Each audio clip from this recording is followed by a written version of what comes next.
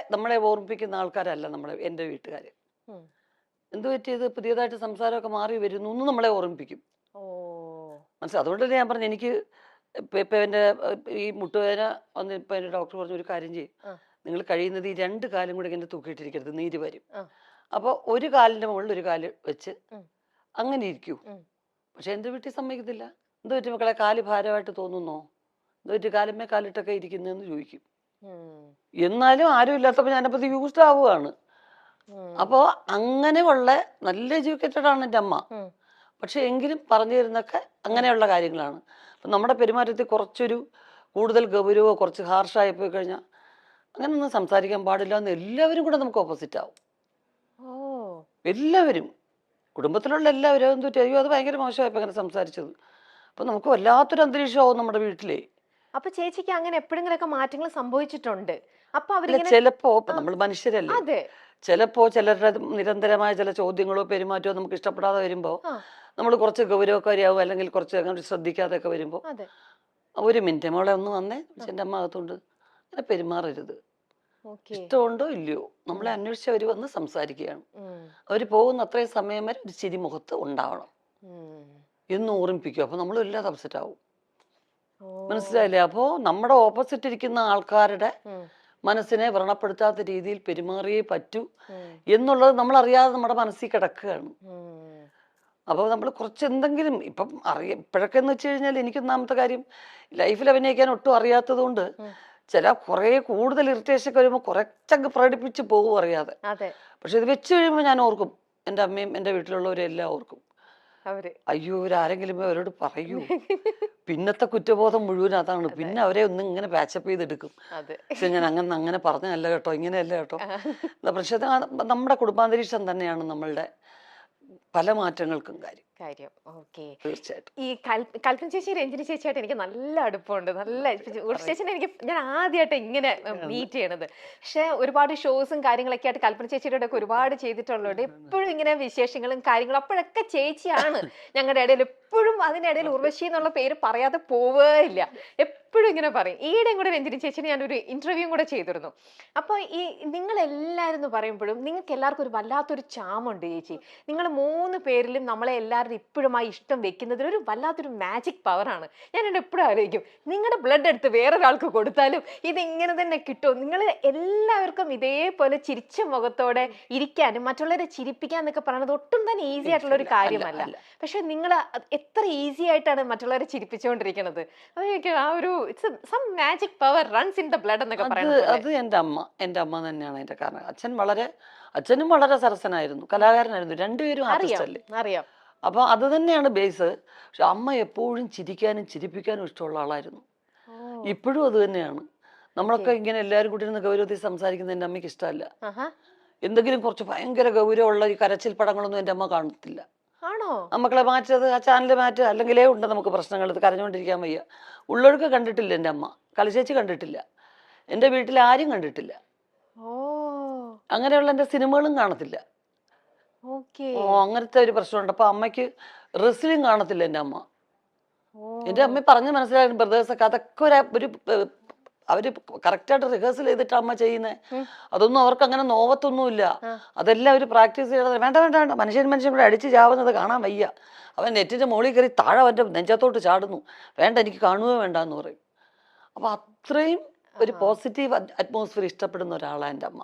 ഇതൊക്കെ ആക്ടിങ് ആണെന്ന് അറിയുന്ന ഒരാള്, ഒരു ആക്ടറും കൂടിയാണ്, എന്നിട്ടും ഇങ്ങനെ അല്ലേ? ചേച്ചിക്ക് അപ്പൊ ഇതിനോടുള്ള ചേച്ചിയുടെ കാഴ്ചപ്പാട് എങ്ങനെയാ? തീർച്ചയായിട്ടും അതൊരു പരിധി വരെയും കറക്റ്റാണ്. പക്ഷേ എനിക്കൊക്കെ എന്ന് വെച്ച് കഴിഞ്ഞാൽ ഒരുപാട് അങ്ങ് അഭിനയിക്കാൻ പറ്റത്തില്ല. അപ്പൊ എന്ത് ചെയ്യും, നമ്മള് കണ്ടിട്ടുള്ള ഏറ്റവും വലിയ ഒട്ടും ഗൗരവമില്ലാത്തങ്ങ് സംസാരിച്ചേക്കുക. നമുക്ക് ഫീൽ ചെയ്യുന്നതോ അല്ലെങ്കിൽ ഒട്ടും ഇത് കാര്യമായിട്ടുള്ള രീതിയിലുള്ള സംസാരം അല്ലെന്ന് തോന്നിക്കഴിഞ്ഞാൽ പരസ്പര ബന്ധമില്ലാതെ ഞാൻ വേറെ കാര്യങ്ങളൊക്കെ സംസാരിക്കും. ഡൈവേർട്ട് ചെയ്തിട്ട് അവര് ചോദിക്കുന്ന ചോദ്യം ഉത്തരവായിരിക്കത്തില്ല ഞാൻ പറയുന്നത്. ഒരു ബന്ധത്തിന് ഈ ചോദ്യത്തിന് ഉത്തരം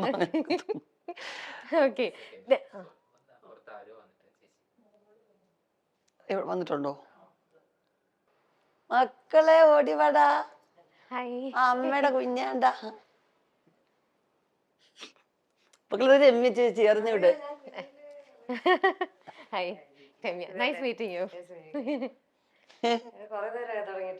ആ കുറച്ചേരെ മക്കൾ അമ്മയ്ക്കും കൂടെ അധികം സ്പൈസി ഇല്ലാത്തെന്തെങ്കിലും അമ്മയ്ക്കും കൂടെ ഓർഡർ ചെയ്യാം. അമ്മ കുറച്ച് പുളിശ്ശേരി കുഞ്ഞിനും കൂടെ ഓർഡർ ചെയ്തോ. മേളിലുണ്ടോടാ എല്ലാം വലിച്ചു വാരിയിട്ടേക്കാ മുകളിലത്തെ റൂം കേട്ടാ. ചേച്ചി നിങ്ങളുടെ കൂടെ ഏറ്റവും കൂടുതൽ നർമ്മം അല്ലെങ്കിൽ ഭയങ്കര എന്താ പറയാ ഹ്യൂമർ സെൻസും കൗണ്ടറൊക്കെ പറയണത് നിങ്ങളിൽ ആരാ? ഇല്ല കൽപ്പന ചേച്ചി. ആണോ? അയ്യോ മിനി ചേച്ചി കൊച്ചിലെ മുതലേ ആഹാ. അവളുടെ പേരൊക്കെ വേളൂർ കൃഷ്ണൻകുട്ടി ഞങ്ങളുടെ പിന്നെ കഥയുടെ പേരുകളിലൊക്കെ അവൾ അറിയപ്പെട്ടിരുന്നത്. ആൾക്കൂട്ടത്തിൽ ഏലിയമ്മ അങ്ങനെയൊക്കെയാ വിളിച്ചിരുന്നത്. കാരണം വെച്ചാൽ എവിടെ ആൾക്കൂട്ടോ ബഹളം ഉണ്ടെങ്കിൽ അവിടെ അതിൻ്റെ ഇടയ്ക്ക് വരും.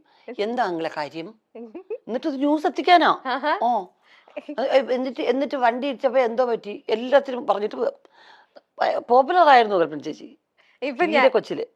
ചെറുപ്പം മുതൽ അങ്ങനെ തന്നെയായിരുന്നു. ചെറുപ്പം മുതലേ ഞാൻ popular ഈയിടെ രഞ്ജിനി ചേച്ചിയുടെ ഒരു ഇന്റർവ്യൂ എടുത്തിരുന്നു. കല ചേച്ചി നിങ്ങളുടെ വീട്ടിൽ ഏറ്റവും കൂടുതൽ ഹ്യൂമർ സെൻസ് ആർക്കായിരിക്കും? കൽപ്പന. ആണല്ലേ? പിന്നെ അതന്നെ. രഞ്ജിനി ചേച്ചി ഇത് തന്നെയാ അപ്പൊ പറഞ്ഞേ. അയ്യോ ഇത് നല്ലോണം ഇമിറ്റേറ്റ് ചെയ്യും. ആ. നമുക്ക് തോന്നും ആ ആളാണോ നമ്മുടെ മുമ്പിൽ ഇരിക്കുന്നതെന്ന് തോന്നും. സുന്ദരമായിട്ട് ഇമിറ്റേറ്റ് ചെയ്യും. ഓ അവര് നടക്കുന്ന പോലെ അത് ചെറുപ്പം മുതലേ ആ. എല്ലാവരും ഇമിറ്റേറ്റ് ചെയ്യും. എൻ്റെ അച്ഛൻ്റെ അമ്മ അമ്മയ്ക്ക് അങ്ങനെ വലുതായിട്ട് സിനിമയൊന്നും കാണത്തില്ല. ഈ ഭക്തി സീരിയലൊക്കെ മഹാഭാരതമൊക്കെ എന്ന് പറഞ്ഞ് തമ്പുരാനേ അതേ വാസുദേവായ എന്നൊക്കെ പറഞ്ഞ് മന്ത്രമൊക്കെ ജപിക്കും. പണ്ട് മഹാഭാരതത്തിന് ഒരു ഗ്ലോബൊക്കെ വരുമല്ലോ. അപ്പൊ അത് പറ്റിക്കുക. ഉമ്മ എണീക്കുമ്മ കൃഷ്ണൻ മരുന്നമ്മ എണീക്കുമ്മ തമ്പുരാനെ എന്തൊക്കെ അതൊക്കെ തൊഴും. അത് വേഷമാണോ ഇതാണെന്നുള്ള അത്ര ഇന്നസെന്റ് ആൾക്കാരായിരുന്നു നാട്ടുപുറത്തെ ശരിക്കും. അപ്പൊ രണ്ടുപേര് ഹഗ് ചെയ്യുന്നത് ഫിലിം ഒട്ടിച്ചിട്ടാണെന്നാണ് മിനി ചേച്ചിയെ പറഞ്ഞു അവതരിപ്പിച്ചിരിക്കുന്നത്. ഓ കാരണം ഇതൊക്കെ എല്ലാം ഒറിജിനലാണെന്ന് പറഞ്ഞാൽ ഞങ്ങളൊക്കെ അഭിനയിക്കല്ലേ. എന്തുവായത് ഇങ്ങനെ അങ്ങ് കെട്ടിപ്പിടിക്കുവോ, എന്തൊരു മോശമായത്, അത് മാറ്റത് പിള്ളേർ വഷളാവാതെ എന്ന് പറയും. അപ്പൊ ഉടനെ ഞങ്ങളൊരു അമ്മമ്മ അങ്ങനെയല്ല അമ്മമ്മ, ഇവിടെ ഒരാൾ നിൽക്കും ഇവിടെ ഒരാൾ, എന്നിട്ട് ഈ ഫിലിം ഇങ്ങനെ ഒട്ടിക്കും അമ്മമ്മ എന്ന് പറഞ്ഞ് പറ്റിക്കും. മിനി ചേച്ചി ഇത് പറഞ്ഞ് അഭിനയിച്ച് പറ്റിക്കുന്നേ. എന്നിട്ട് പക്ഷെ വർഷങ്ങൾക്ക് ശേഷം എനിക്കത് ഒരനുഭവത്തിൽ വന്നു. അപ്പൊ ഞാൻ ആലോചിച്ചു, അയ്യോ പണ്ട് മിനി ചേച്ചി പറഞ്ഞൊരു തോന്നുന്നു. കാരണം മുരളിച്ചേട്ടൻ ഞാനും കൂടെ വെങ്കലത്തിലൊരു സംഗതി വരും. അപ്പൊ വെങ്കലത്തിൽ ഭയങ്കര മൊശടനായിട്ടുള്ള ഒരാളായിട്ടാണ് മുരളിച്ചേട്ടൻ. കല്യാണം വേണ്ട. അപ്പൊ ഒരു ഫസ്റ്റ് നൈറ്റ് സീക്വൻസ് ആണ്. അപ്പൊ ഞാൻ കൊച്ചാട്ടാന്നാ വിളിക്കുന്നത്, ഞാൻ എന്റെ ബന്ധുവും കൂടാ. കൊച്ചാട്ടൻ എൻ്റെ കൂടെ ലവ് സീൻ അഭിനയിക്കാൻ വലിയ പാടാണ്. അപ്പൊ ഞാനും പറഞ്ഞു ഞാനും ലവ് സീൻ അഭിനയിക്കാൻ ഭയങ്കര മോശം, അത് പറഞ്ഞെങ്കിലും അറിയാം. പങ്കിള് പറഞ്ഞു ഇപ്പൊ ഇത് എടുക്കാണ്ടിരിക്കാൻ നിവൃത്തിയില്ലല്ലോ. പിന്നെ ഇങ്ങനെ ആലോചിച്ചിട്ടാണ് എൻ്റെ ഒരു ശില്പം വെച്ചിട്ട് എൻ്റെ ദേഹത്ത് തൊടുന്നതും ഒക്കെ ആ ശില്പത്തിനെ തൊടുന്നതായിട്ടാണ് കാണിച്ചിരിക്കുന്നത്. പിന്നെ രണ്ടുപേരും ഇങ്ങനെ ഹഗ് ചെയ്യുന്നൊരു സീക്വൻസ് ഉണ്ട്. അതിന് മുരളിച്ചേട്ടൻ അത്രയും ദൂരം അവിടെ, ഞാനിവിടെ, രണ്ട് ഷാഡോ പ്ലേ പോലെ. കറക്റ്റ് മുരളിച്ചേട്ടൻ അവിടെ നിന്ന് ഇങ്ങനെ എണീറ്റ് വരും ആ ഭാഗത്തുനിന്ന്, ഞാൻ ഇവിടുന്ന് ഇങ്ങനെ എണീറ്റ് പോവും, എന്നിട്ട് ഹഗ് ചെയ്യും. നിഴല് കാണുമ്പോ രണ്ടുപേരും അടുത്തിരുന്ന് ഹഗ് ചെയ്യുന്ന പോലെ. ഓ ഇങ്ങനെയൊക്കെ ചെയ്തിട്ടുണ്ട്. അങ്ങനെ എടുത്തിട്ടുണ്ട്. ഇതൊക്കെ ക്യാമറ ടെക്നിക്സ് എന്നൊക്കെ പറയുന്നത് തീർച്ചയായിട്ടും ഇന്നും വേണമെങ്കിൽ അങ്ങനെ ചെയ്യാം. അങ്ങനെ ചെയ്യാലോ, തീർച്ചയായിട്ടും ചെയ്യാലോ. കാരണം ഞങ്ങൾക്ക് രണ്ടുപേർക്ക് അഭിനയിക്കാൻ പറ്റില്ല. ഞാൻ ബേസിക്കായിട്ട് എനിക്ക് അങ്ങനെയുള്ള സീക്വൻസ് വലിയ പാടാണ്. കാരണം ഒന്നാമത് എല്ലാവരും എന്നെ അത്ര വാത്സല്യത്തോടു കൂടിയാണ് സെറ്റ് കണ്ടിരിക്കുന്നത്. എന്നെ ആരും ഉർവശി എന്ന് വിളിക്കുന്ന ഈ ജനറേഷനിലുള്ളവരേ ഉള്ളൂ. അന്നെല്ലാം പൊടിമുളയെന്നാണ് വിളിച്ചിരുന്നത്. അപ്പൊ എനിക്ക് ഭയങ്കര കുറച്ചിലാണ് എനിക്ക് ലവ് സീൻ അഭിനയിക്കാൻ. അപ്പം ബെർലിച്ചേട്ടായിട്ട് പറഞ്ഞ ഈ കൊച്ചിന്റെ കൂടെ ചെയ്യാനേ പറ്റത്തില്ല, നടക്കത്തില്ല, അത് നമുക്ക് വേറെ എന്തെങ്കിലും ചെയ്താൽ മതി, പറ്റത്തില്ല എന്ന് പറഞ്ഞു. അപ്പം അങ്ങനെയൊക്കെ പറ്റിക്കും. എന്നിട്ട് അമ്മൂമ്മയെ പോലും പറ്റിയിട്ട്, അമ്മൂമ്മയ്ക്ക് സിൽക്ക് സ്മിത എന്നാ പേരിട്ടിരുന്നത്. കാരണം നല്ല ഷേപ്പാണ്, നല്ല കൊച്ചു രൂപം, ഇത്രേ ഉള്ളൂ. എൻ്റെ അച്ഛൻ 6 അടി 3 ഇഞ്ച് ഹൈറ്റാ, അമ്മൂമ്മ ഇത്രേ ഉള്ളൂ, കൊച്ചാണ്. പക്ഷെ ബ്ലൗസും ഇങ്ങനെ മുണ്ടും മാത്രമല്ലേ ഉടുക്കുള്ളൂ. അപ്പൊ ഇടയ്ക്കിടയ്ക്ക് വയറ്റിലൊക്കെ പോയി തട്ട് സിൽക്ക് സ്മിത വയറെന്നൊക്കെ പറയും. ഇത് ആരാ സിൽക്ക് സ്മിത, എൻ്റെ അമ്മയ്ക്ക് അറിയത്തില്ല. അവസാനം വരെ ചോദിക്കുമായിരുന്നു, ഇത് ആരാ ഈ സിൽക്ക് സ്മിത എന്ന് ചോദിക്കുക. അപ്പൊ എപ്പോഴും ഒരു ചിരിക്കുന്ന അന്തരീക്ഷം മിനി ചേച്ചി ഉള്ളിടത്തുണ്ട്. ഓക്കെ, അത് ചേച്ചിയുടെ പ്രസൻസ് വരുമ്പോ, അത് ഇപ്പം നമുക്ക് അറിയുന്ന കാര്യമാണ്, ചേച്ചി പ്രസൻസ് വരുമ്പോ വല്ലാത്തൊരു പോസിറ്റിവിറ്റിയും ഒരു വൈബും ഫുൾ ചിരിയും മേളവും. എത്ര വിഷമവും എത്ര ടെൻഷനും നമുക്കുണ്ടെങ്കിൽ അതെല്ലാം നമ്മൾ മറന്നു പോകും. അതൊക്കെ ശരിക്കും ഒരു ദൈവത്തിന്റെ ഒരു അനുഗ്രഹം തന്നെയാണ്. നമുക്ക് ആ ഒരു പോസിറ്റിവിറ്റി മറ്റുള്ളവർക്ക് സ്പ്രെഡ് ചെയ്യാൻ പറ്റും. കുടുംബത്തിൽ നമുക്കൊരു സ്വാതന്ത്ര്യം ഉണ്ടാവുക, കുടുംബത്തിൽ രസകരമായിട്ടുള്ള കാര്യങ്ങൾ നമ്മുടെ കുടുംബത്തിൽ നടക്കുക എന്ന് പറയുന്നത് ഒരു വലിയ കാര്യം. ഓക്കെ ചേച്ചി ഇന്ന് നമ്മുടെ മൈൽ സ്റ്റോണിൽ ഇന്ന് രാവിലെ ഇന്റർവ്യൂ ചെയ്ത മനോജ് ചേട്ടന്റെ ഒരു ഇന്റർവ്യൂ ഉണ്ടായിരുന്നു. അതിനകത്ത് ചേട്ടൻ പറഞ്ഞിട്ടുണ്ട് മോൾക്ക് അഭിനയത്തിലേക്ക് വരാനായിട്ട് ഭയങ്കര ഇൻട്രസ്റ്റ് ആണ്.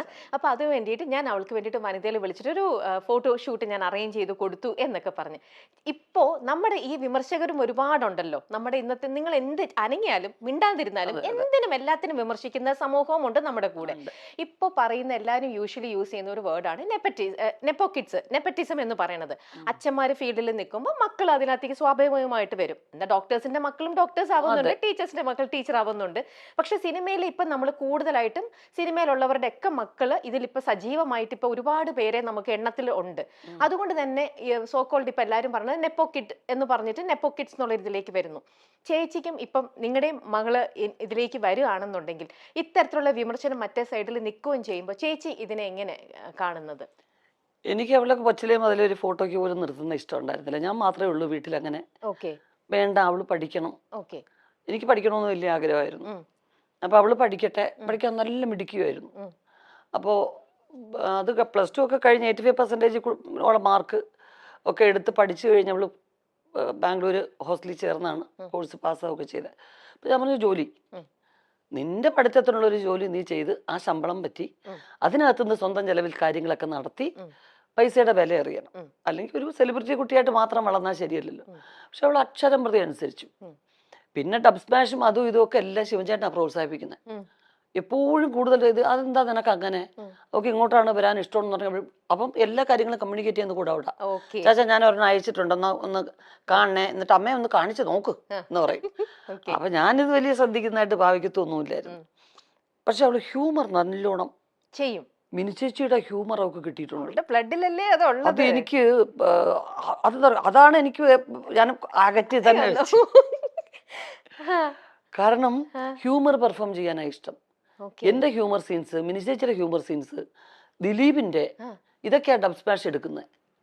അല്ലാതെ സീരിയസ് ആയിട്ടുള്ള സീൻസോ ഡാൻസോ അതൊന്നും അല്ല. കുഞ്ഞിലെ മുതൽ അച്ഛൻ്റെ അമ്മയുടെ എന്റെ ആ കട്ട് കട്ട് കട്ട് എന്ന് പറഞ്ഞ സാധനം ആണ് ബിഗിനിങ് ചെയ്തുകൊണ്ടിരുന്നത്. പിന്നെ കിലുക്കത്തിലെ രേവതിയുടെ അപ്പൊ പെനയും അമ്മ മെനയും അതൊക്കെ എടുക്കുന്നത്.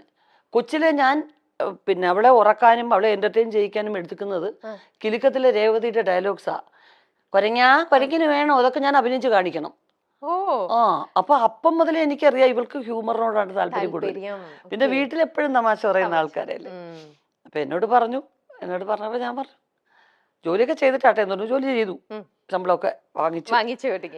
ഞാൻ 450യുടെ ഒരു ടോപ്പ് എടുത്തു. അപ്പൊ സമാധാനമായി എനിക്ക്. കാരണം ഞങ്ങള് ഷോപ്പിങ്ങിന് കൊണ്ടുപോകുമ്പം അതൊന്നും അല്ല ചെലവ്. അപ്പൊ ഇത് സ്വന്തം ചെലവില് അങ്ങനെ 450 രൂപയുടെ ടോപ്പ് എടുത്തൊക്കെ വലിയ കാര്യമായിട്ട് പറയുന്നുണ്ടല്ലോ. അപ്പൊ അത് കഴിഞ്ഞപ്പോ കഴിഞ്ഞ വർഷം ലാസ്റ്റ് ആയപ്പോ എന്നോട് പറഞ്ഞു എനിക്ക് അമ്മ എല്ലാരും എന്നെ കമ്പൽ ചെയ്യുന്നു. അവള് ലണ്ടനിൽ അവിടെ ഒരുപാട് ഫ്രണ്ട്സ് ഉണ്ട്, അവിടെ കൂടെ പഠിച്ചവരും ഒക്കെ. അപ്പൊ അവിടുത്തെ ഫ്രണ്ട്സ് എല്ലാം പറയുന്നു അതെന്തുകൊണ്ട് 9th പഠിച്ചപ്പോ അമ്മ വന്നു അഭിനയിക്കാൻ. അപ്പൊ ഇത്രയായി ജോലിയും കഴിഞ്ഞിട്ട് ഇനി മോളെ അഭിനയിക്കാൻ വിട്ടാൽ എന്താ കുഴപ്പം എന്ന് ചോദിക്കുന്നു. ഞാൻ ഒരു വർഷം ഒന്ന് ട്രൈ ചെയ്ത് നോക്കട്ടെ, ഇല്ലെങ്കിൽ കുഴപ്പമില്ല. നമ്മളെ വിദ്യാഭ്യാസം ആരും എടുത്തോണ്ട് പോകുന്നില്ല. അങ്ങനെ കുറച്ച് ഓഫേഴ്സ് ഉണ്ട്. അപ്പൊ ഇനി നമുക്ക് ഉടനെ കാണാം ബിഗ് സ്ക്രീനില്. അതെ തീർച്ചയായിട്ടും. അങ്ങനെ നല്ലോണം ചൂസ് ചെയ്ത് അവരുടെ ഇഷ്ടം, അവരൊക്കെ സ്മാർട്ടാണ്, അവർക്ക് പറ്റുന്നുണ്ട്. അല്ല ചേച്ചി, ഇന്നിപ്പോ ഒരുപാട് ആക്ടേഴ്സ് ഉണ്ടെങ്കിലും ചേച്ചി പറഞ്ഞ ഈ ഹ്യൂമർ ഹാൻഡിൽ ചെയ്യാൻ എല്ലാവർക്കും പറ്റില്ല. അത് നിങ്ങളെപ്പോലെ ഇത്രയും ടാലന്റഡ് അത് അവളുടെ ബ്ലഡിലുണ്ട്. അപ്പൊ അവൾക്ക് അതിൽ ഇൻട്രസ്റ്റ് ആണെങ്കിൽ ആ ഒരു സ്പേസ് അവൾക്ക് വേണ്ടിയിട്ടുണ്ടാവും എന്തായാലും. അത് നമുക്കെന്താ അറിയാം, ഞങ്ങൾ വന്ന കാലഘട്ടത്തിൽ ലോങ് സ്റ്റാൻഡിങ്ങിന് ഒരുപാട് സ്കോപ്പ് ഉണ്ടായിരുന്നു. പല ആർട്ടിസ്റ്റുകളും അങ്ങനെ നിന്നിട്ടുണ്ട്. സത്യമാണ്. ഇനിയിപ്പോ അങ്ങോട്ടുള്ളവർക്ക് അത്രയും നല്ല സ്ട്രോങ് ക്യാരക്ടേഴ്സ് എഴുതുന്ന റൈറ്റേഴ്സ് ഇനിയും ഉണ്ടാവുമായിരിക്കും തീർച്ചയായിട്ടും. അപ്പം അങ്ങനെ ഉണ്ടാവണം, നല്ല ക്യാരക്ടേഴ്സ് ഉണ്ടാവണം. ഒരു എന്താ പറയുന്നത്, നിങ്ങളുടെ മൈൽ സ്റ്റോൺ പോലെ ഒരു മൈൽ സ്റ്റോൺ ആവുന്ന ഓരോ ക്യാരക്ടേഴ്സ് എങ്കിലും ജീവിതത്തിൽ ഉണ്ടാവണ്ടേ.